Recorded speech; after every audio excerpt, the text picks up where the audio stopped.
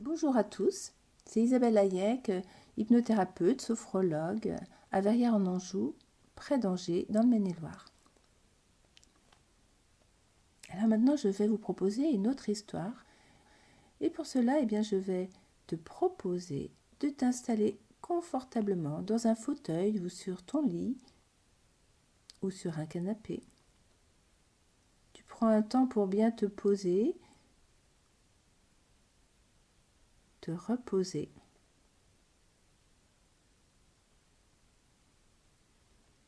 Tu prends un temps pour prendre de grandes respirations comme ça. Et puis en soufflant, tu t'installes encore plus confortablement.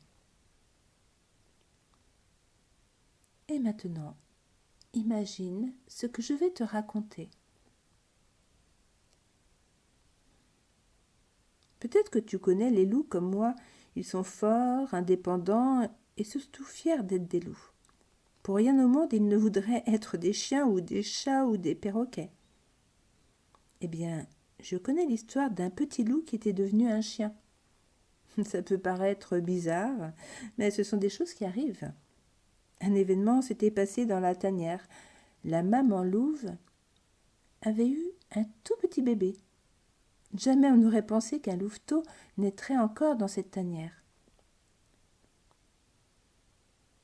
Maman louve pensait qu'elle ne pourrait plus jamais avoir de bébé. Alors tu imagines sa joie. Les autres frères et sœurs étaient aussi très contents, sauf le plus petit qui avait 3 ou 4 ans, ou peut-être même moins. Lui aussi avait imaginé qu'il serait le dernier de la portée. On l'avait chouchouté comme un bébé, il était resté museau contre museau avec sa maman. Et voilà que du jour au lendemain, il devait attraper les poulets et les lapins tout seul, comme un grand. Quand il fermait les yeux, il voyait le cœur de sa maman, et dedans, le bébé qui remplissait tout ce cœur intégralement, comme il avait rempli son ventre. Ou bien il voyait encore la louve, son museau penché contre le tout petit museau du bébé, et ça lui faisait de la peine. Alors le louveteau se mit à pencher la gueule, à suivre sa maman en frétillant de la queue, à faire waf waf, bref, à devenir un petit chien. Il n'avait plus rien d'un loup, ni les dents qui se mirent à rétrécir, ni les yeux jaunes.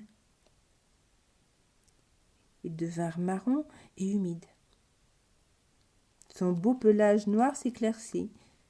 Ses oreilles poussèrent vers le bas, comme celles des chiots. Il ne croquait plus les poulets en entier dans sa gueule, mais les déchiquetait à petits coups, os après os, comme font les chiens. Ses camarades se moquaient. « Qui veut préparer le biberon du petit chiot ?» Car les loups se moquaient beaucoup des chiens. Sa maman ne comprit pas tout de suite ce qui se passait chez son louveteau.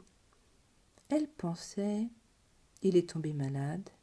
Ce n'est pas de chance, j'ai déjà tant à faire avec le bébé. » C'est pourquoi la maman n'était pas contente. Elle lui dit « Veux-tu bien quitter cette air de chien battu ? Où sont tes beaux et fiers yeux jaunes ? J'ai l'impression de vivre avec un bâtard. » C'étaient des phrases terribles pour le louveteau, qui pensait qu'on ne l'aimait plus. Il se tenait, la gueule pendante, les yeux humides, la queue entre les jambes. Et bien sûr, plus il avait l'air de chien battu, plus il irritait sa maman. Elle était si fatiguée et si accaparée par le bébé qu'elle ne voyait même pas que son louveteau était triste. Bien sûr, le petit loup aurait pu le lui dire un peu plus clairement. Il aurait pu signaler « Maman, tu pourrais peut-être me montrer que j'existe encore. » Difficile de dire cela quand on est un enfant. Alors il s'exprimait simplement à travers son corps, son pelage, ses yeux tristes et ses manières de chien. Peut-être, se disait-il, Les chiens, on les caresse, et parfois on a pitié d'eux. Ils ne marchent pas à pas de loup, on les entend. Ils jappent, ils font la fête pour se faire remarquer. Si je me transforme en chien, maman me verra peut-être enfin. C'est ce qui arrive parfois aux petits enfants. Parfois ils se transforment pour qu'on puisse les voir mieux. Certains se mettent à faire les bébés, d'autres à piquer des crises de colère ou à casser la vaisselle. On peut imaginer 1000 façons d'attirer l'attention et l'amour des grands. Pour en revenir à notre histoire, le petit loup ne resta pas bien longtemps chien. L'histoire se termine le jour où ses parents lui dirent à quel point il comptait pour eux. De sa patte droite, la maman louve dessina une bulle toute ronde. « Tu vois ça? Ça c'est mon cœur. » Et à l'intérieur, elle y dessina 5 petits ronds bien égaux. « Cela, dit-elle, ce sont tous mes enfants. » Un éclair jaune brilla dans le regard du louveteau. Son museau se redressa fièrement, son échine aussi, et il sourit, les babines retroussées, comme un loup. « Comme tu es beau, comme tu es grand, et comme je t'aime, s'écria sa maman.